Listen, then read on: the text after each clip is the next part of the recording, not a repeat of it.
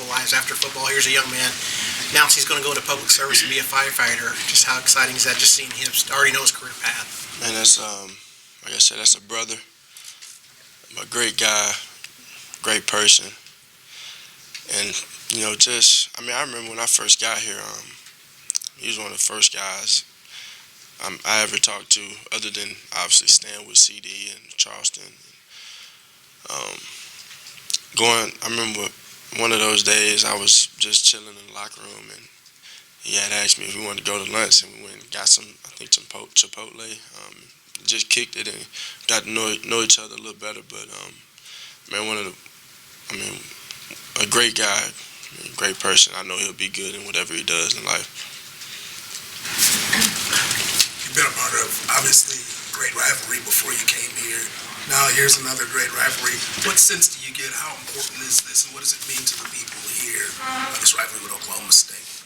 Yeah, I think it's another week when we just got to go out there and prepare this week and play good football against another good team. Just got to be ready to play against them. Jalen, these last few weeks, you guys have had to really grind.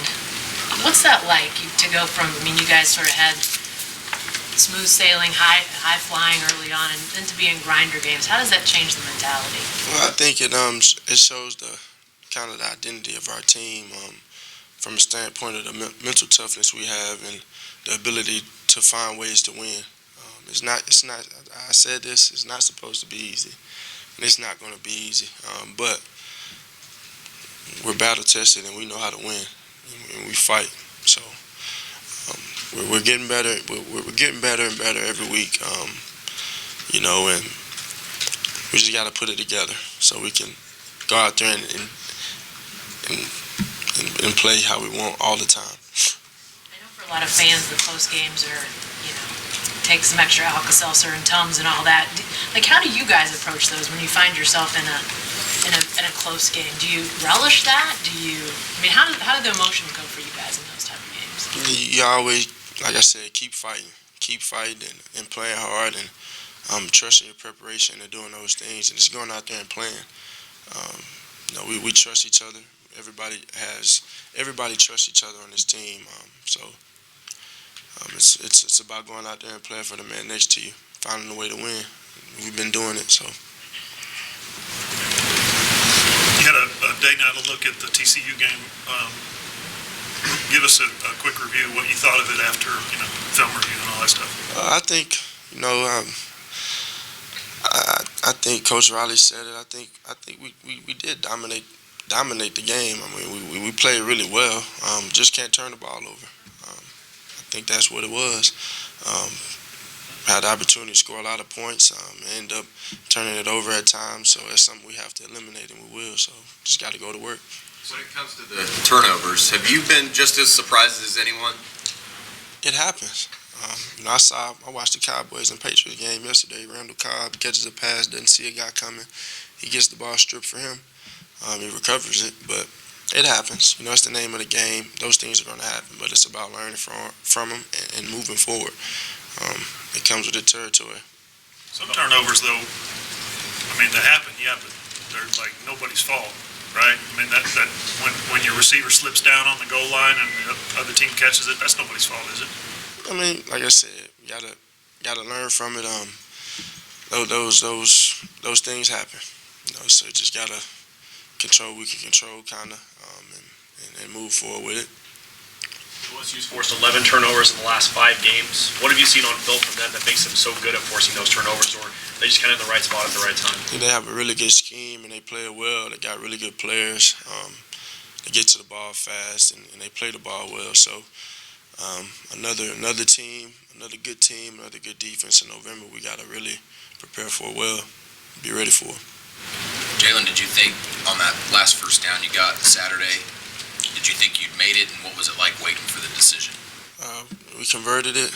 We won the game, so now we're ready for Oklahoma State. How do you feel physically? You carried the ball 180 times so far. You got some more games to go. How do you feel physically compared to, say, other years? I feel fine.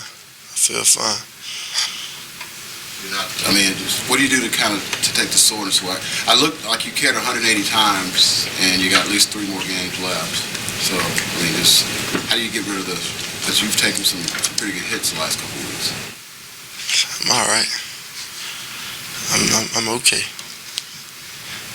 Jalen, is it what you got? The way you guys have been playing, not necessarily how well, but the style of play. The last 2 or 3 games. Is it more reminiscent of your early days at Alabama, when you guys weren't throwing the ball all over the place? Later at Alabama, now they do throw it all over the place. But no, I think we're just finding ways to win. We're finding ways to win ball games, and I think that's all that matters. That's all that matters. Jalen, have you ever been to Stillwater for any reason? No, sir. No, sir, I haven't.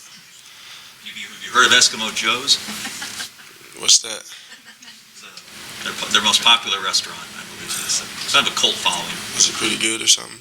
Their cheese fries are good. You like cheese fries? Nah, I don't. Their fans there at their stadium are awfully close to y'all. I mean, I guess that's the case in a lot of places, but I mean, they're right on top of the bench. Do you ever find yourself hearing what fans are yelling at y'all?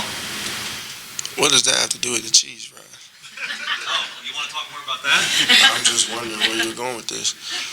No, I just wanted to, I'm back to playing at OSU. I shouldn't have asked about Eskimo Joe's. You're playing in a stadium Saturday where their the bench is separated by a couple of feet from the stands. I mean, you're tight quarters. I'm just curious, as a player, if you ever hear fans in an intense game from an opposing team and what that does if you do. I've heard a lot of great things from opposing teams and their fans, student sections, playing in Death Valley, playing in at Texas A&M, all these different places. And I'm sure they're going to be rocking too, and they're going to bring some intensity there. So we just got to be ready as a team for it. Since you've played in so many rivalry games that are big, does it make this easier to kind of suppress emotions for a lot of people in Oklahoma? You know, this is a huge game, but for you, is it kind of like, just another game? Like I said, just got to be ready to play. Just got to be ready to play. We got to prepare and be ready.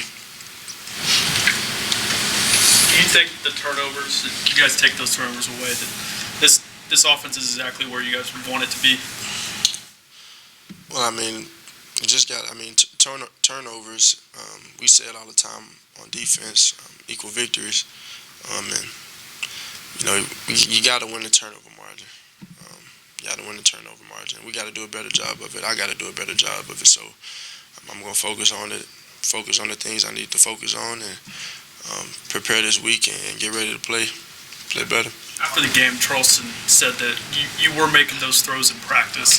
Is that frustrating, not kind of seeing that come from the practice field game? How frustrating is it? It happens, you know. It happens. I wish I could go out there and, you know, I prepare.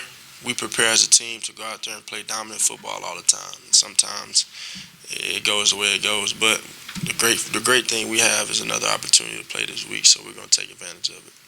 Are defenses playing you different? The offense I'm talking about now, like they were talking about dropping 8, rushing 3. Are they trying to take with a big play from you and see if you can grind out a 12-play drive? Are you seeing more of that, or is it? I think it's all on us and how we execute. Regardless of what the opposition does, we got to go out there and execute our scheme, execute our plays, and play our type of football on offense. So we're doing a great job of doing that. We just we can't leave any money on the table. I say that all the time. Can't leave any money on the table. So, Jalen, Gary Patterson isn't in the habit of letting teams run for 377 yards on his squads. You guys did that Saturday night. How much of that is the development and progression of your offensive line? And what have you seen out of those guys different now than maybe what you had in September? I think they're playing with great confidence, and I think they're playing. They dominated the line of scrimmage the whole night. Did a great job opening up holes, gaps for runners to run through, for pass protection. I mean, all of it. It was great. So we just need them to keep on playing good football. Can I wrap up here? One last question.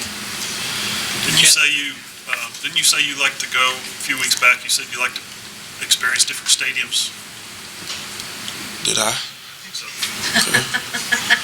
you feel that way about, like, this is the last one on your list or something like that? Or? Another opportunity, another game. We're ready to play. We're ready to go out there and go play. Thanks, Jalen. Thank you.